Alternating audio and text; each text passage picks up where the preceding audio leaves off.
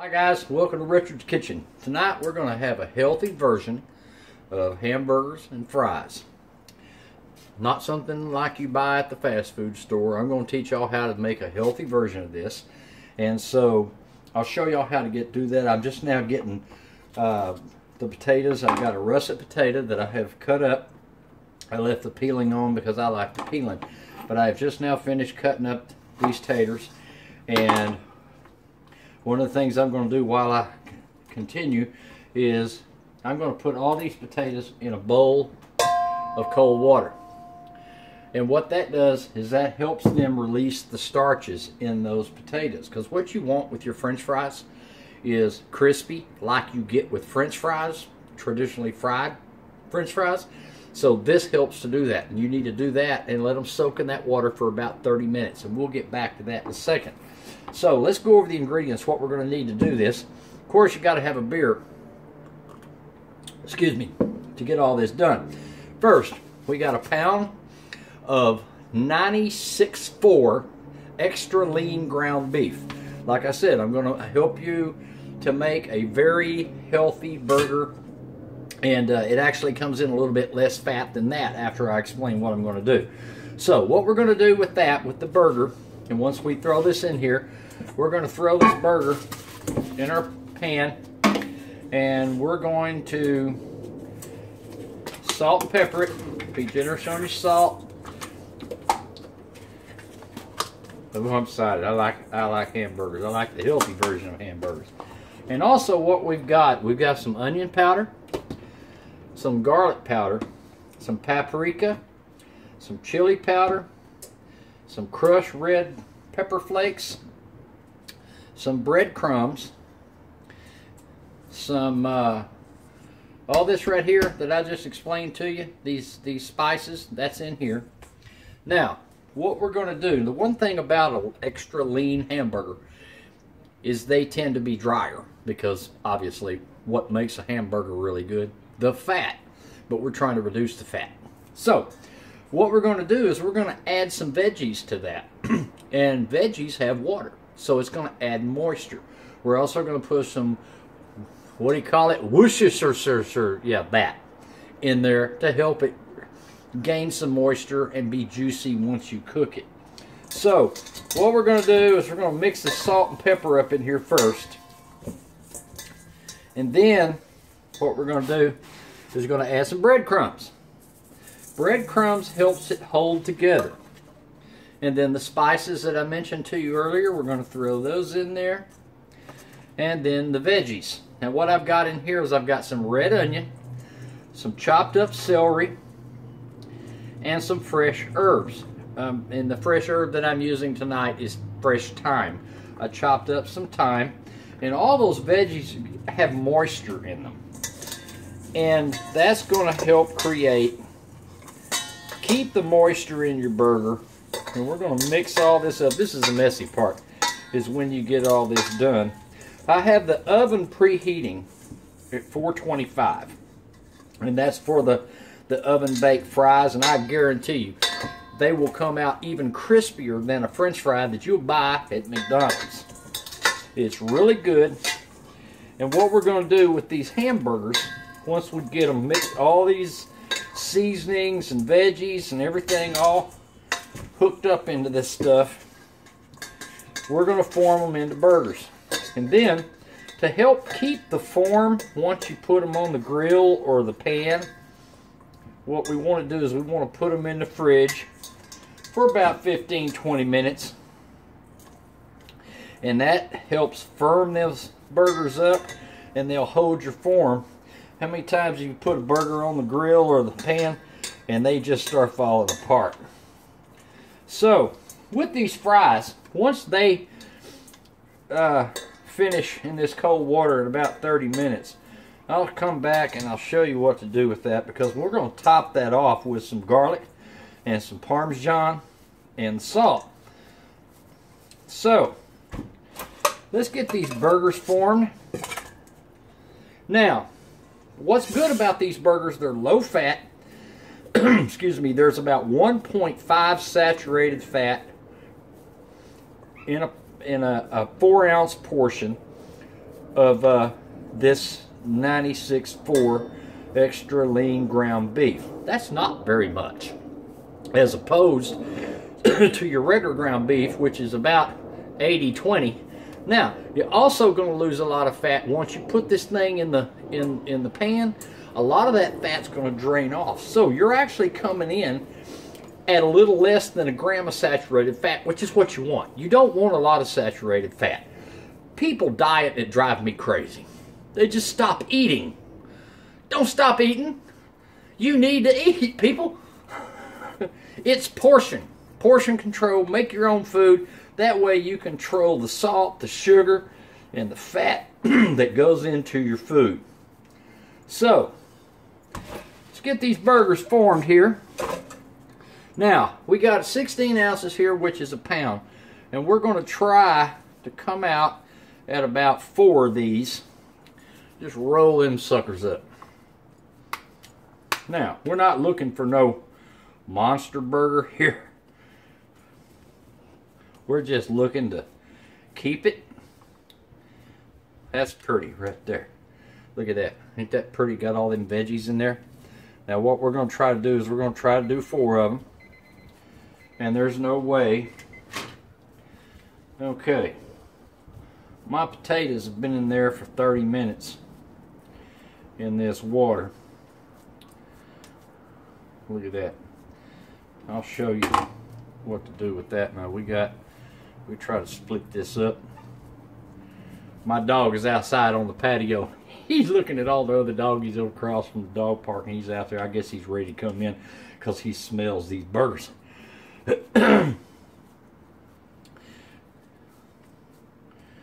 Come in a little bit light on that one. So, what we got is we got these burgers formed, and we're going to put these in the fridge for about 15-20 minutes and let them get cold. And that's kind of different than what you do with the steak, but we want these things to hold together. So, I'll be right back with you once that's done.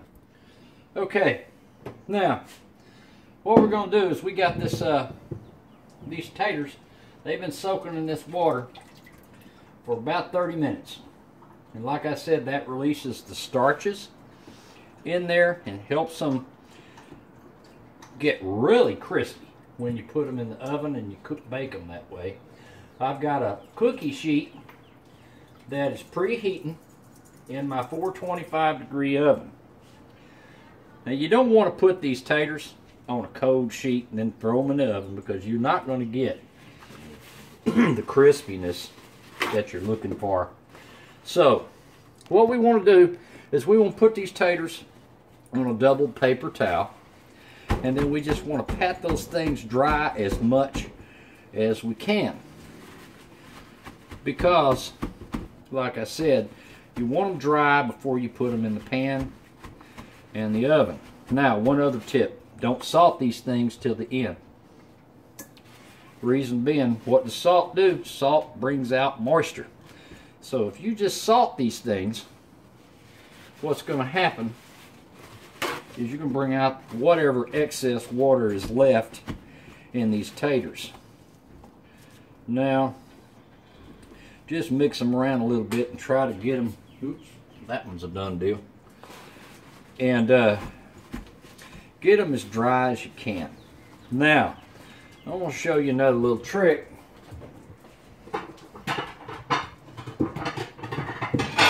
To further dry these and help you come out with that crispy texture that you're looking for right before you put them in the oven, try to get them as much as on a single layer as you can.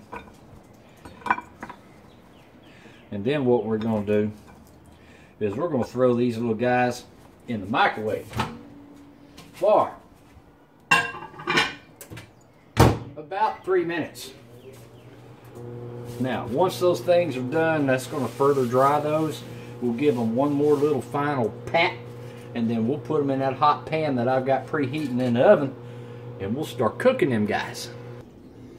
Okay, these French fried taters, they've been going in the microwave. You can see they're a little bit flexible. There's no way they're cooked. So what we'll do is our preheated cookie sheet out of this oven, and we'll start just kind of putting these taters on a single layer on the cookie sheet. Then, like I said, we're not going to salt these until the very end, because we want to keep as much moisture out of these things as possible. We'll just give them one more pat. I guarantee you, when you hear me bite into these things, it's going to be great, because it is just so much better than French fries that you fry, and a lot healthier. So we're going to hit this with some pepper, and then you're going to take some olive oil, and we're just going to sprinkle that with that. Then we're going to give them a good mix. Make sure they're well coated. Oh yeah, it smells good, even they ain't even cooked. Okay, now what we'll do is we'll throw these in the oven for about 25 minutes. You may have to turn them about halfway through. You just gotta turn the oven light on there so you can see what they're doing. Normally I don't have to change, you know, flip them or anything, because they just do well on their own. Anyway, let's give that a chance to cook, and I'll be right back with y'all. Okay, while we're waiting on those taters to cook, we've got our burgers that's been sitting in the fridge for a while. And we've got our skillet here coming up to temp. Put a little olive oil in there. And keep in mind, olive oil's got a lot of good fat. It's not your vegetable oil. We're not going to be cooking it at high heat, so you really don't need to use an oil that holds up to high heat, which olive oil does not. So what we'll do is we'll get that skillet a little hot, and we'll start throwing these burgers on here while we're waiting on our taters to finish inside the oven. That smells good. Can y'all smell that? I wish y'all could, because it sure smells good. Now what we got here is 4 burgers. I can't eat 4 burgers, but what we're going to do, I'll have some leftovers. And like I said, each one of these burgers is going to come in at a little less than 1 gram of saturated fat, because I'm using extra lean ground beef. And it's kind of healthy. Now a lot of people, they shy away from burgers because they're fat. They are fat. They are high in fat. Especially the burgers you buy at the fast food stores. I mean, 1/4 pound, 1/2 pound, that double meat Whataburger. Whew! I love that. But, you know. Okay. We're going to throw these burgers in the pan. Got them veggies in there. And we're going to let them things just cook. Can y'all hear that? That sounds good. I love that sound of sizzle. My goodness sakes alive. Okay, let's check on these burgers here. They've been going several minutes. Let's give them a flip. Oh, look at that. That looks good. Look at that. Nice sear on that thing. Smells so good in here. Looks like I didn't have that over there on that side a little bit. Okay, we're about 15 minutes into our taters. Let's check on them. Ooh, Lord have mercy, they look so good. We're going to let these burgers cook down just a little bit more. What we're going to do with our burgers, we've also got some maters and some, I've got romaine lettuce, because iceberg lettuce has very little nutritional value, maybe some vitamin K and some carbohydrates, but that's about it. Romaine lettuce has a lot more nutritional value. Some red onion, and I got very thin slices of extra sharp cheddar cheese, and we're going to top those burgers with that. Alright, let's check on these burgers. They've been going a little while. Another little hint about burgers. A lot of people eat their burgers medium, rare. or even rare. Aside from the bacteria that's still in the meat from eating it that way. We can talk about that another show. But basically, if you cook these things darn well near to well done, you extract just that much more fat out of these burgers. Now, this particular show is about reducing the fat.